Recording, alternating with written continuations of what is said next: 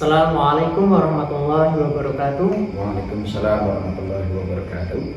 Perkenalkan, saya Adi Bisandika Septiansah, mahasiswa Ilmu Al-Quran dan Tafsir semester 6, bersama dengan Bang Ahmad Mujib Ramadan selaku yang kita akan wawancarai pada malam hari ini. Beliau merupakan penyuluh agama Islam Kementerian Agama Kabupaten Kulon Progo. Gimana Bang kabarnya pada malam hari ini? Alhamdulillah baik-baik saja rekan Adilvi. Alhamdulillah. Kesibukannya sekarang apa aja sih Bang?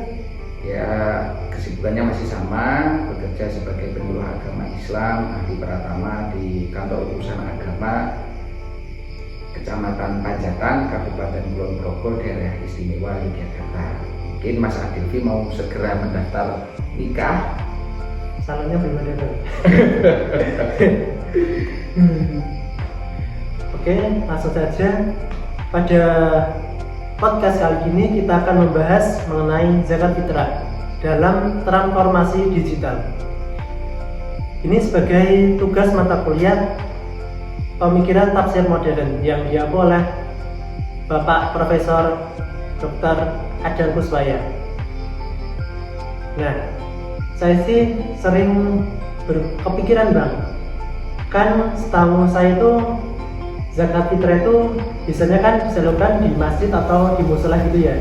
Nah, zakat fitrah melalui online itu apakah diperbolehkan apa tidak sih Bang? Ya, yang memang akhir-akhir ini tuh segala sesuatu kan memang berubah menjadi digital. Jual beli yang dulu itu buy online sekarang berubah menjadi digital, muncul e-commerce. Pajak pun juga muncul e-pajak. Akhirnya zakat juga ikutan menjadi e-zakat. Ini yang banyak di masyarakat itu karena memang praktis sekali membayar zakat ini. Jika dulu memang kita datang ke masjid, di situ ada lembaga penyalur zakat, kita bisa bertatap muka. Tapi kalau sekarang kan apalagi generasi Z, generasi Alpha, generasi milenial itu milih yang praktis. Kalau bisa dari rumah, mengapa harus datang? Sehingga harus transfer uang. Nah, bagi saya, asalkan syarat-syaratnya terpenuhi, ya sah-sah saja, boleh saja. Seperti itu. Nah, masalahnya kan syaratnya gitu Mas. Nah, untuk syaratnya jadi itu apa aja sih Bang? Jadi kita kembali ke prinsip dasarnya zakat. Zakat itu satu untuk penyucian jiwa, tazkiyatun nufus. Mungkin kita memiliki harta yang kurang barokah dalam pencarian rezeki kita di dalam kehidupan sehari-hari. Yang pertama adalah tazkiyatun nufus, yang kedua adalah ibadah sosial sebagai bentuk rasa peduli kepada masyarakat yang kurang beruntung yang ada di wilayah sekitar kita untuk prinsip dasarnya. Kalau syaratnya yang pertama tentu seorang muzaki itu harus beragama Islam, harus muslim dan memiliki harta atau makanan pokok lah seminimalnya pada saat hari raya Idul Fitri itu berlangsung. Yang kedua harus didistribusikan, harus ditasarufkan kepada 8 golongan yang ada di surat At-Taubah ayat 60. Ada fakir, miskin, ada amil zakat, yang keempat ada mu'alaf, yang kelima ada hamba sahaya, yang keenam adalah orang yang berhutang sehingga dia tidak bisa membayarnya, yang ketujuh adalah orang yang fisabilillah, namun orang yang berjuang di dalam agama Allah tidak memiliki pendapatan yang tetap, dan yang terakhir adalah orang yang melakukan perjalanan dan dia kehabisan bekal, atau dalam bahasa Al-Quran adalah ibnu sabil. Jadi muslim yang memiliki harta pokok lebih pada saat hari raya Idul Fitri, yang kedua adalah harus ditasarufkan kepada 8 asnaf. Nah, terkait waktunya sendiri itu kapan sih untuk zakat fitrah itu sendiri? Nah, ini yang harus patut diwaspadai untuk menjaga kepercayaan masyarakat terhadap amil. Transformasi digital itu juga membutuhkan transparansi. Ini sebenarnya juga dijaga oleh etika fikih zakat, bahwa zakat fitrah yang sah itu harus dilaksanakan sebelum sholat Idul Fitri.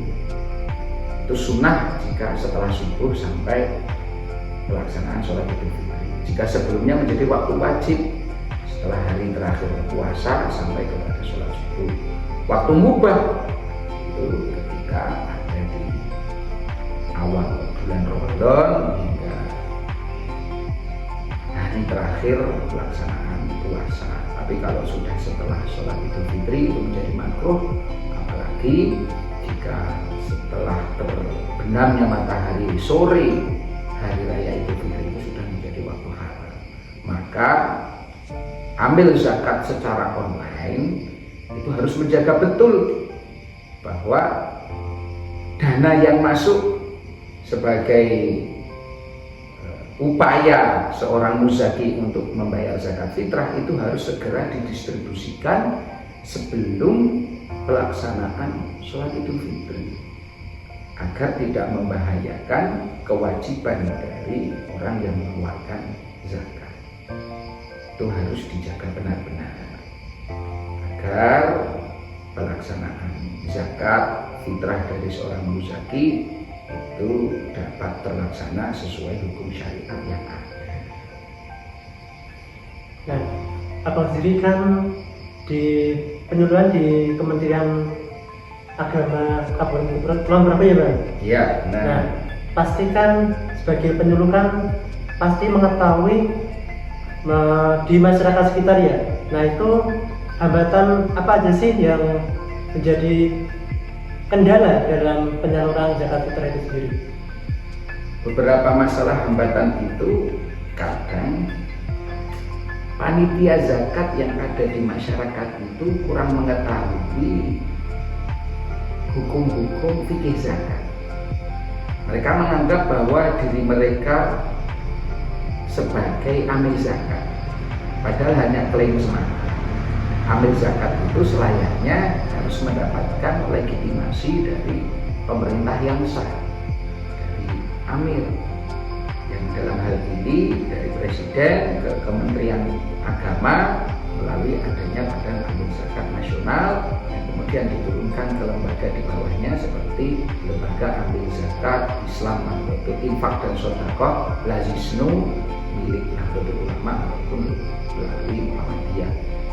Itu baru dianggap sah secara fikih syariat.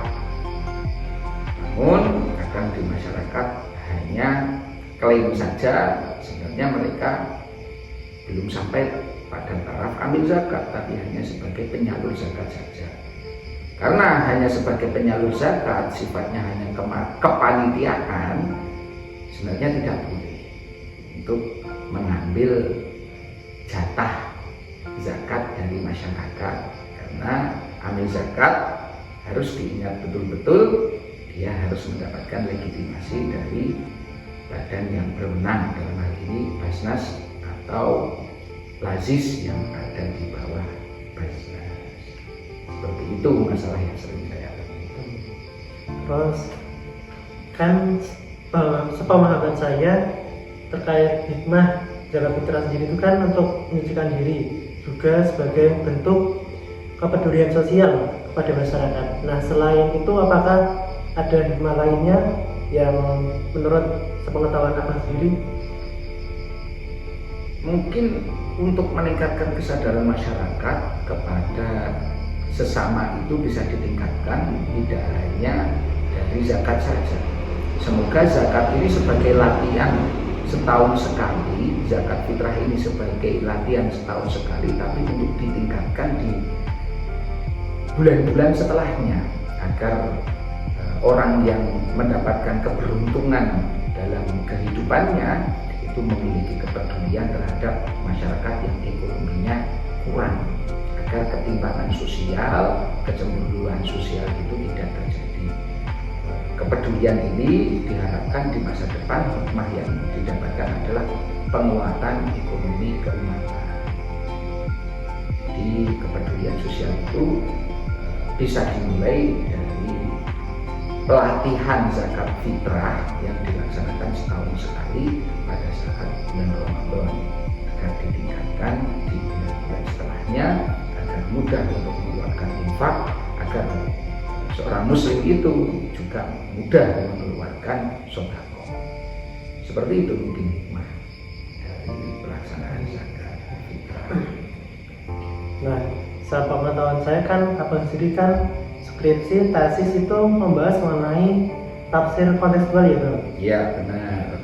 Nah, menurut abang sendiri praktek zakat fitrah di era transformasi digital sendiri itu dalam tafsir kontekstual itu apa sih kan menurut abang sendiri? Jadi tafsir kontekstual itu kan agar kita memiliki koridor yang tetap berpegangan pada tujuan-tujuan Al-Quran, maqasidul Quran, maqasidul tafsir. Beberapa syarat legal yang kemudian malah membelenggu seseorang untuk mengeluarkan zakat ini bisa untuk diluaskan kembali. Syarat zakat fitrah secara online itu kan satu, membutuhkan tatap muka, karena wilayah zakat fitrah itu adalah ta'abbudi, dibutuhkan niat untuk mengeluarkan zakat fitrah, seperti pelafalan nawaitu an ukhrija zakat al-fitri an nafsi fardalillah. Kemudian distribusinya juga harus di wilayah domisili dari muzaki. Di era transformasi digital sekarang ini kan sulit untuk menerapkan syarat yang kedua ini, bahwa wilayah domisili muzaki itu dengan online yang dia tidak terbatas pada ruang-ruang yang tertentu, ini jangan sampai karena tidak bisa menduduki syarat secara legal formal aspek zakat fitrah secara fikih, jangan sampai mengendorkan semangat masyarakat untuk membayar zakat fitrah. Bahwa zakat fitrah ini tujuannya satu, sebagai bentuk ketaatan kepada Allah, yang kedua juga ada kepedulian seorang yang memiliki harta lebih kepada sesama yang kurang beruntung, sehingga tujuan moral kepedulian si kaya kepada orang yang kurang beruntung ini tetap harus dijaga, selagi perbaikan kepada amil zakat itu edukasinya tetap harus dijalankan. Jadi zakat online hemat saya tetap bisa untuk dilaksanakan secara menjaga tujuan utama ibadah zakat fitrah, yaitu kepedulian terhadap sesama, selagi tetap untuk mengupayakan edukasi masyarakat terkait syarat-syarat formal dalam zakat, agar syariatnya tetap bisa terjaga, tujuan maqasidnya juga tetap bisa dilaksanakan, dan banyak masyarakat yang kemudian memiliki jiwa-jiwa kepedulian sosial itu lebih banyak lagi, agar ekonomi keumatan ini bisa semakin merebak di tengah masyarakat dan mengangkat derajat umat Islam dalam akhirnya. Jadi dapat kita simpulkan mengenai zakat fitrah dalam transformasi digital.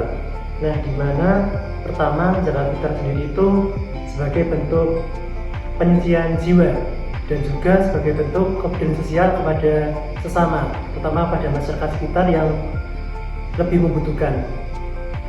Terus yang kedua terkait untuk terima zakat sendiri itu ada 8 golongan seperti yang tercantum dalam Quran surat At-Taubah ayat 60. Terus terkait zakat fitrah, terkait tentang tafsir kontekstual sendiri itu tidak dibatasi atau jangkauannya lebih luas agar tidak terpaku pada satu syarat formal saja, di mana lebih diluaskan kembali kepada tujuan moral yang harus dijaga agar bisa tetap dilaksanakan dan menjadi tujuan utama sebagai kepedulian kepada sesama umat Islam sendiri. Cukup sekian yang dapat kami sampaikan. Semoga podcast pada kali ini dapat bermanfaat dan dapat mengedukasi untuk kita semua. Kurang lebihnya mohon maaf. Wabillahi taufiq wal hidayah. Wassalamualaikum warahmatullahi wabarakatuh. Waalaikumsalam.